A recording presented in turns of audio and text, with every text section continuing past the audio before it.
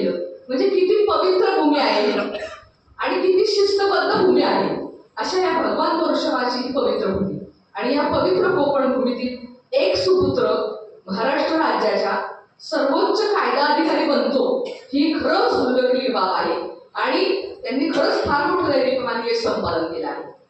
आता हा महाअधिवक्ता पद जसं आता साहेबांनी सांगितलं की बाबा महाअधिवक्ता पद म्हटल्यानंतर लोकांना सर्वसामान्य लोकांना लवकर ते लक्षामध्ये येत नाही, तर त्यावेळेस त्यांनी थोडक्यामध्ये अतिशय चांगल्या पद्धतीने सांगितलं.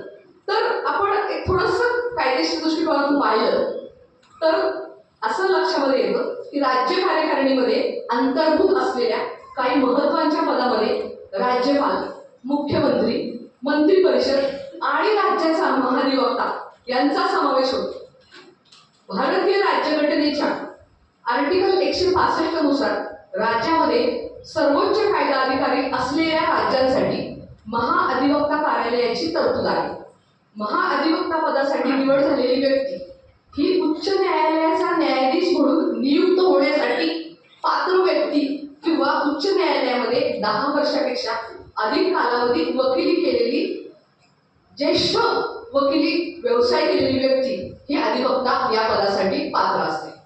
महाअधिवक्ता पद जसं आत्ताच कोरोडेकर साहेबांनी सांगितलं की 200-250 वर्षाची परंपरा या पदाला लाभलेली आहे आणि आपण जर पाहिलं जर थोडी पार्श्वभूमी विचारात घेतली ह्या महाअधिवक्ता पदाची तर आपल्या असं लक्षामध्ये येतं की महाअधिवक्ता पद हे ब्रिटिश कालावधीपासून असून सर्वात प्रथम 1807 ते 1810 पर्यंत पहिले महाधिवक्ता S.N. थिपलड यांनी काम पाहिलं आणि त्याच्यानंतर आस्थागायत 59 महाअधिवक्ता पद आपल्या महाराष्ट्रामध्ये झाली आणि आपले कोकणचे सुपुत्र मिलिंद साठे साहेब हे 60वे महाअधिवक्ता पद भूषवत आहेत. ज्येष्ठ विधिज्ञ आणि आजच्या या सत्कार सोहळ्याच्या कार्यक्रमासाठी आवर्जून उपस्थित असलेले सर्व कोकणवासीय बंधू भगिनी, आज या ठिकाणी लोकमान्य टिळक स्मारक वाचन मंदिर व अपरांत संशोधन केंद्र यांच्या वतीनं आज आपण ज्येष्ठ विधिज्ञ ॲडव्होकेट मिलिंद साठे यांच्या सत्कार सोहळ्याचा कार्यक्रम आयोजित केला आणि महाराष्ट्र शासनाने विधी क्षेत्रातील सर्वोच्च पदावर महाराष्ट्राचे महाअधिवक्ता म्हणून ज्यांची नियुक्ती केली आहे त्यांना या अपरांत भूमीतील हा सन्मान लाभलेले ते पहिले व्यक्ती ठरलेले आहेत. त्यामुळे खूप मोठ्या टाळ्यांचा त्यांच्या या उल्लेखनीय कार्याबद्दल लोटिस्माच्या वतीने त्यांना अपरांत रत्न हा पुरस्कार देण्यात आला आणि ही खरोखरच सर्व कोकणवासियांच्या वतीने खूपच अभिमानाची बाब आहे आणि एक आनंदाचा क्षण आहे, खूप भाग्याचा क्षण आहे. श्री भगवान परशुरामाच्या पराक्रमाने पावन झालेल्या या अपरांत भूमीतील सुपुत्र श्री मिलिंद साठेजी यांनी जिद्द, चिकाटी, कायद्याचा गाढा व्यासंग, संस्कार आणि कौशल्यपूर्ण ज्ञान या गुणांच्या आधारे आज हे दैदिप्यमान यश संपादन केलं आहे. ही खरोखरच खूप उल्लेखनीय बाब आहे. आज या ठिकाणी मला आवर्जून सांगावं असं वाटतं की मी चिपळूण येथे गेल्या 2.5 वर्ष जिल्हा न्यायाधीश म्हणून काम करत आहे. परंतु या कालावधीमध्ये मला अनेक कोकणरत्न भेटली आणि अनेक कोकणरत्नांना भेटण्याचा योग आला आणि त्यावेळेस खरोखरच ही कोकणरत्न या अपरांत भूमीला साजेशी अशी अद्वितीय आहेत याचा काही दिवसातच मला प्रत्यय देखील आला. अवांतर वाचन करीत असताना नुकतंच मला डॉक्टर प्रशांत पटवर्धन यांनी त्यांच्या अतिशय सुरेख शब्दात लिहिलेले नवनिर्मितीचे ऋषी परशुराम हे पुस्तक वाचनामध्ये आले. भगवान श्री परशुरामाच्या पराक्रमाचं आणि अष्टपैलू व्यक्तिमत्वाचं सुरेख वर्णन कथा स्वरूपामध्ये या पुस्तकामध्ये अतिशय सोप्या भाषेमध्ये लिहिलेलं आहे. भगवान परशुराम हे ज्ञान आणि शौर्य यांचं संगम लाभलेले द्योतक होते. समुद्र वलयांकित पृथ्वी जिंकून कश्यपांना दान करणारे आणि अपरांत भूमीची निर्मिती करणारे ते एक महान तपस्वी होते.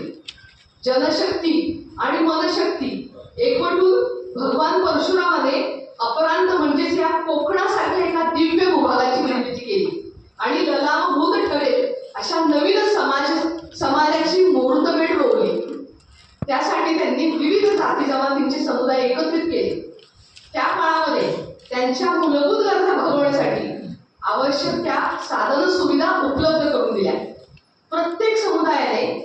संस्कार, आपलं कर्तृत्व आणि परिश्रमाने ही कोकण भूमी समृद्ध केली. आध्यात्मिक अधिष्ठानासाठी त्या काळी अगस्ती, बोधायन, सत्याषाढ, भास्कर यासारख्या ऋषीमुनींना मंडळाच्या सर्व कार्यक्रमात नेहमी पुढे असणारे प्रकाश देशपांडे, उपस्थित असलेले माझे मित्र, सर्व स्नेही बंधू भगिनी, आज या ठिकाणी बोलताना मला अडचण झाली आहे.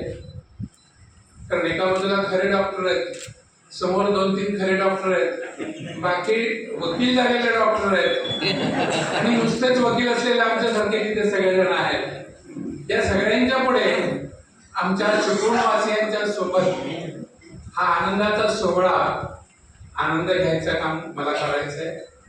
मी सुरुवातीला साठेसरांचं मनापासून अभिनंदन करतो, धन्यवाद देतो. आमचे वर्गमित्र त्यांच्याबरोबर तिथे उच्च न्यायालयात प्रॅक्टिस करतात, त्यामुळे त्यांच्याबद्दल खूप माहिती मिळाली आहे.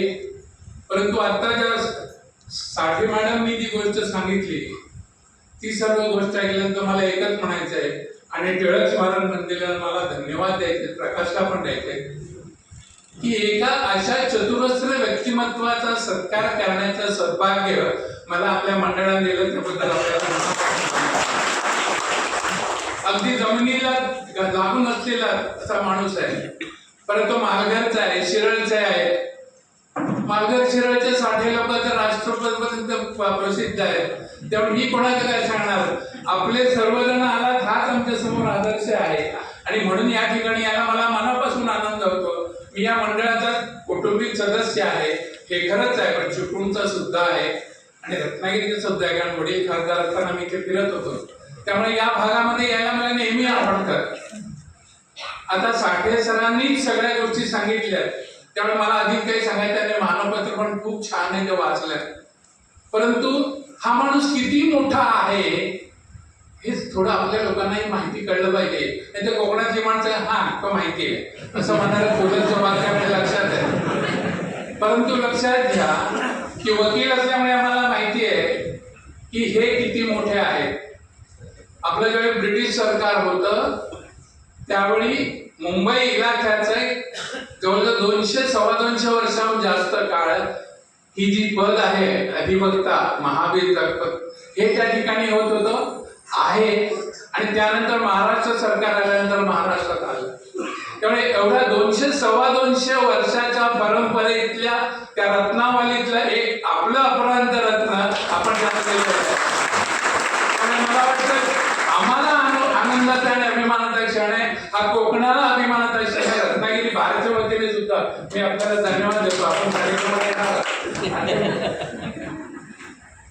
आणि अशा प्रकारचे जर 200-225 वर्षाची नावं बघितली तर आपल्याला फक्त एकच नाव देतो, जे मॅरिएट, ते आपल्याला दुसऱ्या क्षेत्रात माहिती असेल.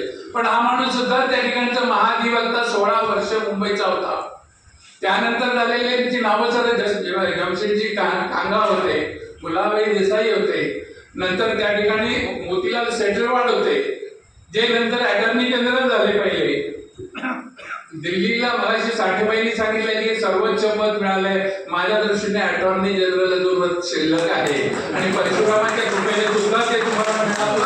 तुम्ही आपल्या या ठिकाणी सर्वांना साक्षीने मानतो आणि अपरांत तुम्ही पुन्हा एकदा सत्कार करायची संधी आपल्या सर्वांच्या सगळ्यांना मिळेल.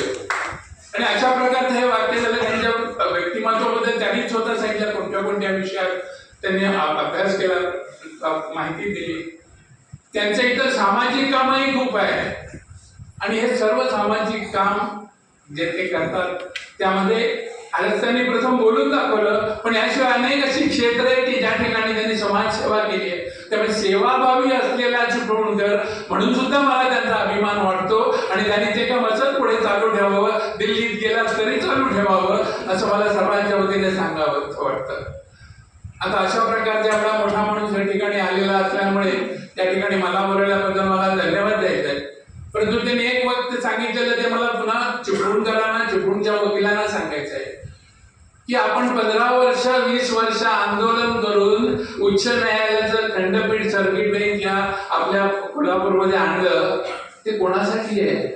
तर आपल्या वकिलांनी तिथे जायला पाहिजे. आम्ही 73-75 वर्षवाले काय होईल मला माहित नाही, पण ज्या ठिकाणी जे आपले वकील आहेत त्यांनी सुद्धा यांच्याकडून आवश्यक ते शिक्षण घेऊन कोल्हापूरला जाऊन आपल्या आपल्या इथे लिटिगंटची कामं चालवावीत असं आवाहन करावं असं मला मुद्दाम वाटतं. ही संधी मी या ठिकाणी देते आणि एवढ्या मोठ्या कार्यक्रमामध्ये चिपळूणकरांसोबत ही संध्याकाळ उचित अर्थाने विनयना तुमच्या सोबतीने घालवण्याची संधी मिळाली आणि एका चांगल्या आदर्शाला भेटण्याचं मला भाग्य लाभलं. त्याबद्दल पुन्हा एकदा प्रकाश देशपांडेला धन्यवाद देतो, या मंडळाला धन्यवाद देतो, डॉक्टरना धन्यवाद देतो, डॉक्टर वकील असलेल्यांना सुद्धा धन्यवाद देतो.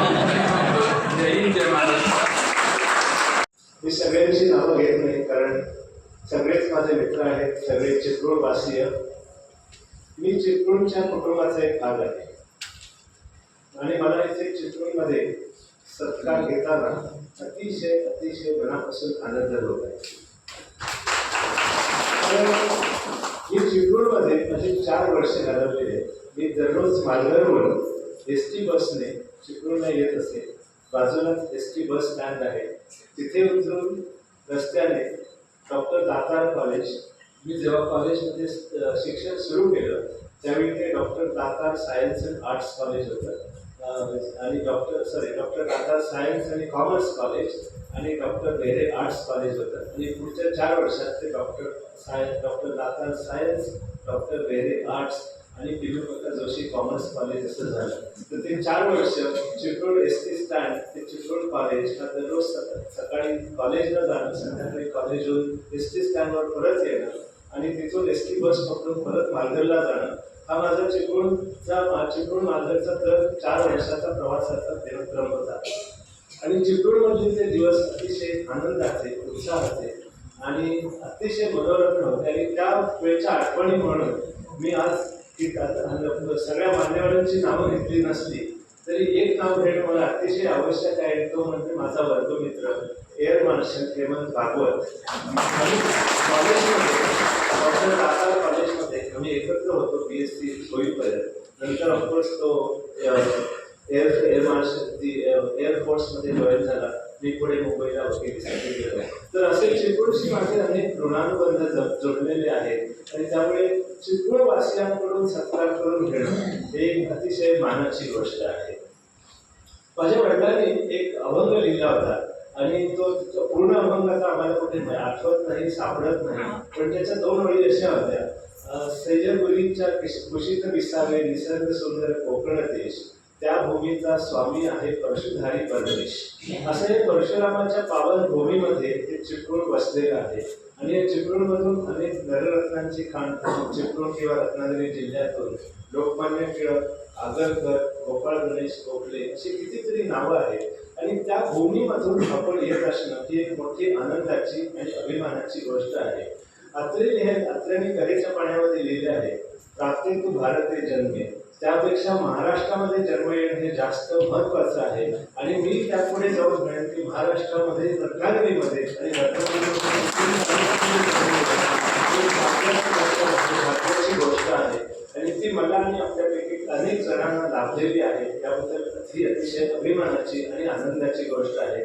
तर अशा या चिपळूणमध्ये माझ्या घरच्या चिपळूणच्या लोकांकडून सन्मान करून घेणं ही एक अतिशय आनंदाची आणि अभिमानाची गोष्ट आहे. की माझं आता मेन्शन सगळ्यांनी संदर्भ केला की महाराष्ट्राचे ॲडव्होकेट जनरल म्हणून. काल मालघरच्या समारंभामध्ये मला माजी सरपंचांनी विचारलं की महाअधिवक्ता झाले ठीक आहे, पण तुम्ही नेमकं करता काय आणि करणार काय? तर महाअधिवक्ता हे संविधानिक पद आहे. घटनेच्या 167 कलमानुसार राज्यपाल हे महाअधिवक्ता निवृत्ती करतात आणि त्यांचं काम असतं हे महाराष्ट्र शासनाला आणि महाराष्ट्र विधिमंडळाला कायदेशीर सल्ला देणं. कुठल्याही बाबतीमध्ये महाराष्ट्र सरकारच्या काही गोष्टी असतील, काही केसेस असतील तर त्या डिफेंड करणं, कायदे डिफेंड करणं ही सगळी महत्त्वाची जी कामं असतात कोर्टामध्ये आणि कुठले हायकोर्टामध्ये, सुप्रीम कोर्टामध्ये किंवा इतर कोर्टामध्ये सुद्धा असतील तर ती कामं करणं हे महत्त्वाचं महाअधिवक्त्याचं पदाचं काम आहे. तर सरकारला कायदेशीर सल्ला देणं आणि काल मी सांगितलं की सरकारला सल्ला देणं हे काम आहे, पण सरकारला योग्य सल्ला देणं हे महत्वाचं काम आहे. असं म्हणतात की advocate general is not yes man of government. Advocate general is a wise adviser for the government to give the wise counsel to the government. आणि ते काम आहे. तर कित्येक लोकांना कदाचित म्हणजे प्रश्न पडला असेल की महादेव हे भाषे करणार काय आणि करतात काय, म्हणून हे सांगण्याचा मी प्रपंच केला. तर परत चिपळूणला आल्यानंतर चिपळूणच्या बाबत बोलताना चिपळूण कॉलेजमधली जी 4 वर्ष होती ती अतिशय अतिशय आनंदाची होती. आणि माझी जी जडणघडण झाली त्यामध्ये चिपळूणच्या कॉलेजचा एक महत्त्वाचा हातभार आहे. आणि त्यावेळेस माझ्या कॉलेजमधल्या प्रोफेसर्स सगळ्यांची आठवण करणं हे अतिशय महत्त्वाचं आहे. आमचे प्रिन्सिपल होते डॉक्टर मोकू पाटक आणि व्हाईस प्रिन्सिपल होते कोपर. आणि सायन्स फॅकल्टीला तुमच्या मॅथमॅटिक्सला प्रोफेसर काशीकर आणि प्रोफेसर गवळी. केमिस्ट्रीसाठी professor Walimbe, professor Sardesai, professor Joshi आणि प्रोफेसर कुलकर्णी. आणि बायोलॉजीमध्ये आपल्या सगळ्यांचे माहीत असणारे नाना दांडेकर झूलॉजीसाठी आणि बॉटनीसाठी माने सर. हे सगळेजण आमचे प्रोफेसर्स होते आणि ते सगळे फॅमिलीसारखे वागवायचे. म्हणजे नाना दांडेकर तर सगळ्यांना असे घरच्या म्हणजे घरची मुलं असल्यासारखे ओरडायचे, रागवायचे. त्यामुळे ते दिल्लीचे कॉलेज हे एकदम असं फॅमिली टाईप होतं. मला मगाशी प्रश्न विचारला की मुंबईला मी जेव्हा 82 साली प्रॅक्टिस सुरू केली ती मुंबईच्या ओरिजिनल साईडला. ओरिजिनल साईड म्हणजे बेसिकली मुंबईमध्ये ज्या केसेस होतात आणि मुंबई हायकोर्टामध्ये जे जिल्ह्यामध्ये किंवा तालुक्यामध्ये ओरिजिनल ज्युरिस्डिक्शन असतं जे सिव्हिलचे ज्युनियर डिव्हिजनचे किंवा सिव्हिलचे सिनियर डिव्हिजनचे, मुंबईतल्या सगळ्या सिव्हिल केसेस हे मुंबई उच्च न्यायालयात दाखल होतात. कारण त्यांच्यामध्ये कमर्शियल स्टेक्स पुष्कळ असतात. त्यामुळे मुंबई हायकोर्टात ओरिजिनल ज्युरिस्डिक्शन आहे जे भारतातल्या फक्त 3 हायकोर्टामध्ये आहे, मुंबई, दिल्ली आणि कलकत्ता. त्यांना चार्टर्ड हायकोर्ट म्हणतात.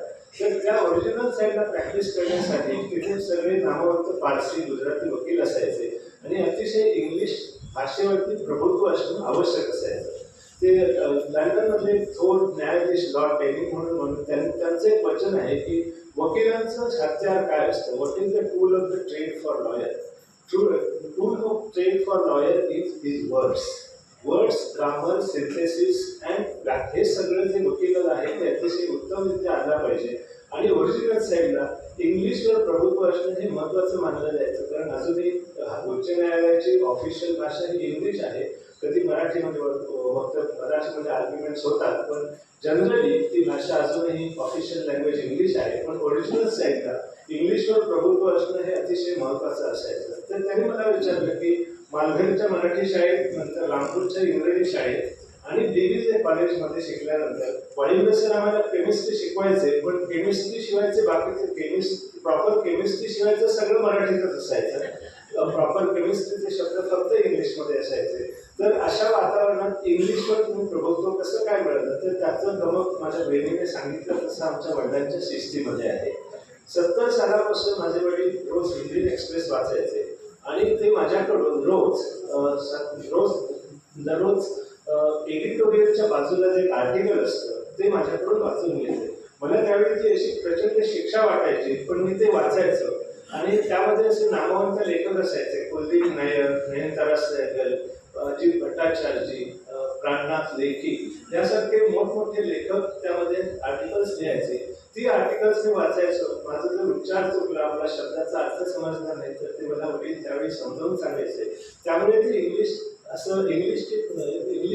इंग्लिशची जी शिकवण झाली ती त्या इंडियन एक्सप्रेसच्या वाचनामुळे झाली.